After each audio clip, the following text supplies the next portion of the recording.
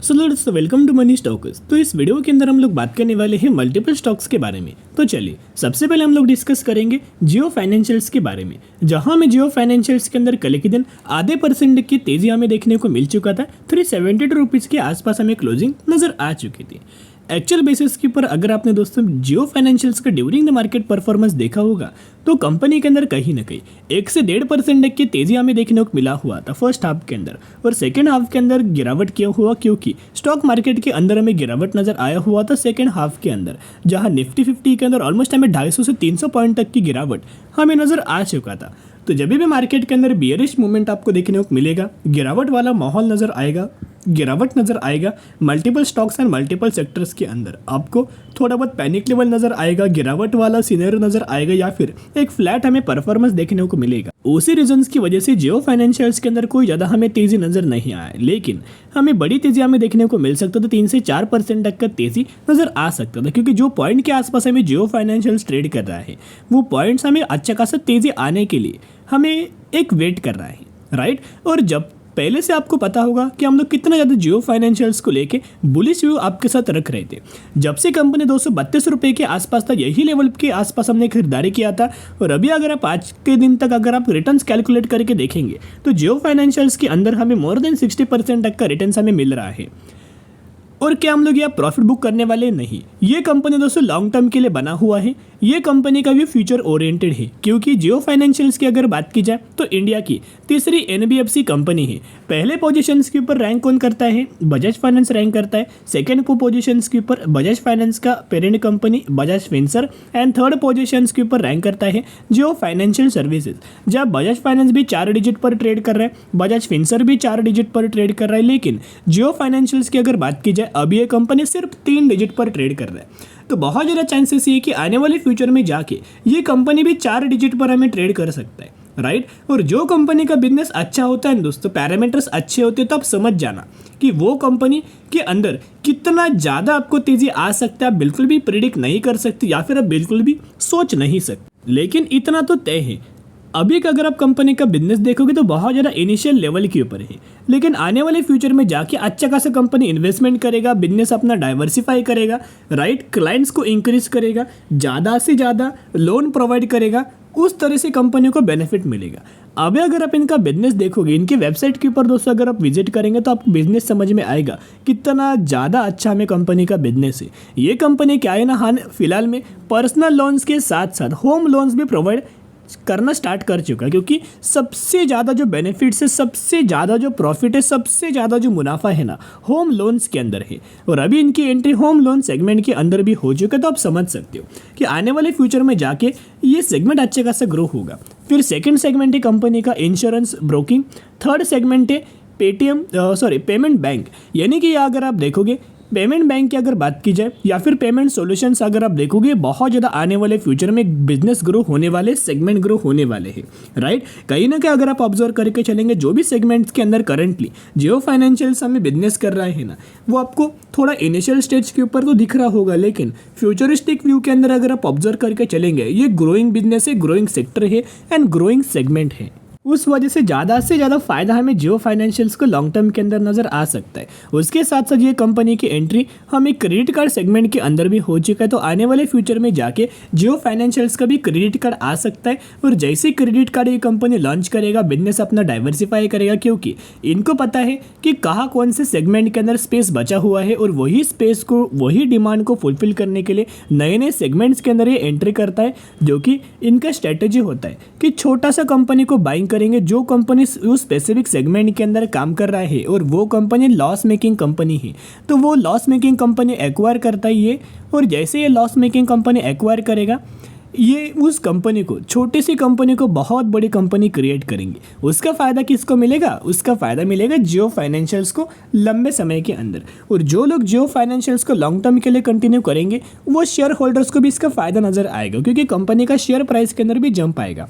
अभी मार्च महीने का डेटा म्यूचुअल फंड्स का अपडेट हो चुका है, जहां अगर आप देखोगे तो 46 म्यूचुअल फंड्स की खरीदारी एंड 43 म्यूचुअल फंड्स की बिकवाली हमें जियो फाइनेंशियल्स के अंदर नजर आया। यानी कि अगर आप एक पॉइंट ऑब्जर्व करके चलेंगे तो कहीं ना कहीं म्यूचुअल फंड्स के द्वारा हमें बाइंग मैक्सिमम के अंदर देखने को मिला है। और हर एक महीने का भी डेटा को अगर आप ऑब्जर्व करेंगे तो 3 महीने म्यूचुअल फंड्स ने माल बेचा था एंड 2 महीने म्यूचुअल फंड्स ने माल बाइंग किया। करंटली अगर आप देखोगे बाइंग का भी डेटा ज़्यादा है और सेलिंग का भी डेटा ज़्यादा है, क्योंकि जिन लोगों को ऐसा म्यूचुअल फंड्स को लगता है कि और ज़्यादा कंपनी आगे बढ़ने वाली है वो लोगों की एंट्री हुआ, और जिन लोगों ने पहले से एंट्री किया हुआ था उन लोगों का भी लग रहा है कि थोड़ा बहुत प्रॉफिट बुकिंग कर लेना चाहिए, वो लोग भी यहाँ प्रॉफिट बुकिंग कर रहे हैं। इस वजह से 46 और 43 ये नंबर्स हमें बाइंग सेलिंग्स के अंदर देखने को मिल रहे हैं।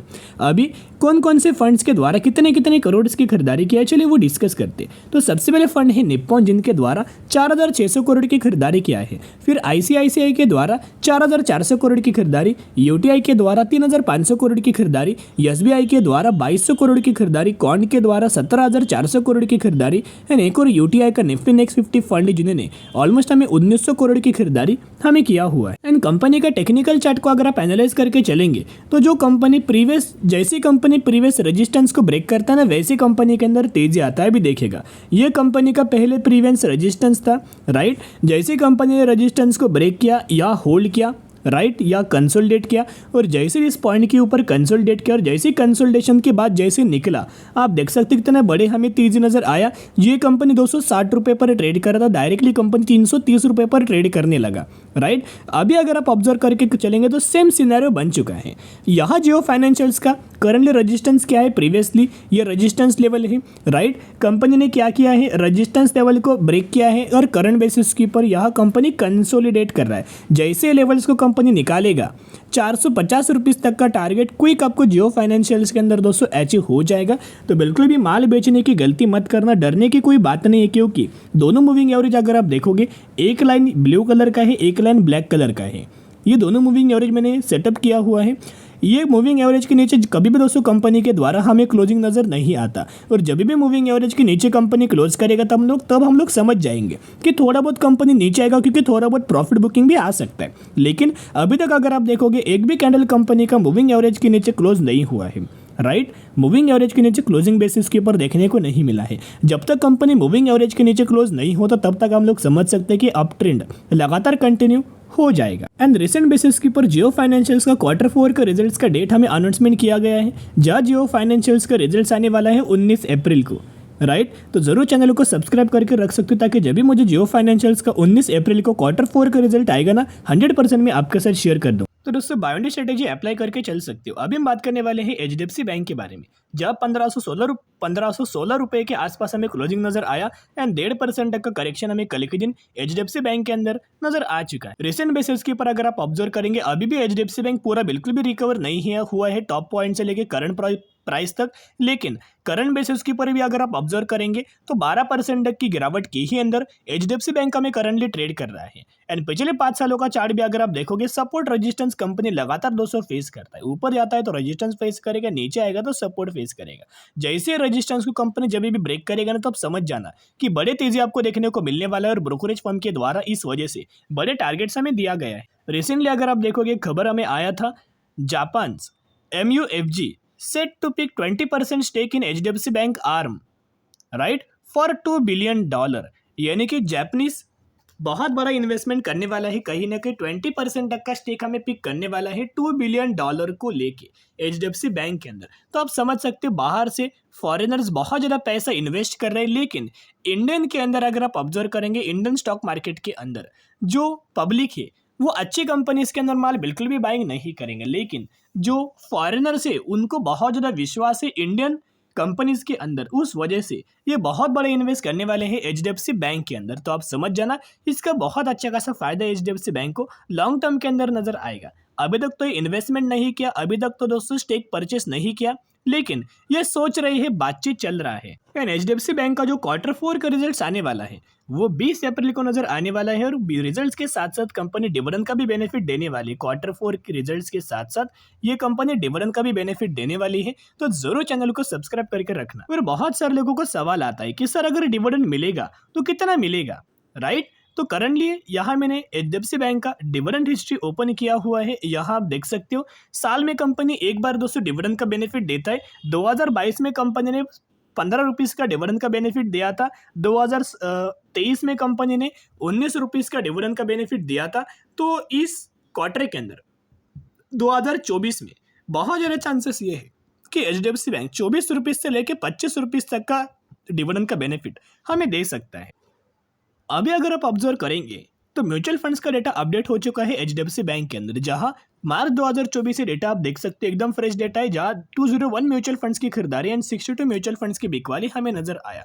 जहां मैंने पहले भी आपके साथ शेयर किया था कि एचडीएफसी बैंक के अंदर मार्च महीने से ही हमें गिरावट आना स्टार्ट हुआ था और इसी महीने के अंदर म्यूचुअल फंड्स के द्वारा बड़ा माला में पिक किया गया होगा। और आप देख सकते हो बड़ा माला में पिक किया गया है म्यूचुअल फंड्स के द्वारा। इनको बहुत अच्छा खासा डिस्काउंट प्राइस के अंदर एचडीएफसी बैंक हमें परचेस किया गया है म्यूचुअल फंड्स के द्वारा। और टारगेट अगर आप देखोगे तो ब्रोकरेज फर्म का टारगेट दिया गया है एचडीएफसी बैंक के अंदर 2100 रुपीज का। तो बायोंडी स्ट्रेटेजी अप्लाई करके चल सकते हो। अभी हम बात करने वाले हैं अगली कंपनी के बारे में, भारत बिजली लिमिटेड के बारे में। 6590 रुपए के आसपास ये कंपनी ट्रेड कर रहा है और ये कंपनी के द्वारा 500% तक का रिटर्न शेयर होल्डर्स को प्रोवाइड किया गया है। ये वही कंपनी रिसेंटली कंपनी ने 1:2 रेशियो का स्प्लिट का अनाउंसमेंट किया है, जिसके अंदर आपको एक के बदले 2 शेयर मिलने वाले हैं। तो जरूर कंपनी के बारे में स्टडी एनालिसिस करके चल सकते हो। चलो दोस्तों, आज के लिए इतना। अगर आपको ये वीडियो पसंद आए जरूर वीडियो को लाइक और चैनल को सब्सक्राइब करके चल सकते हो। फिर मिलेंगे, बाय।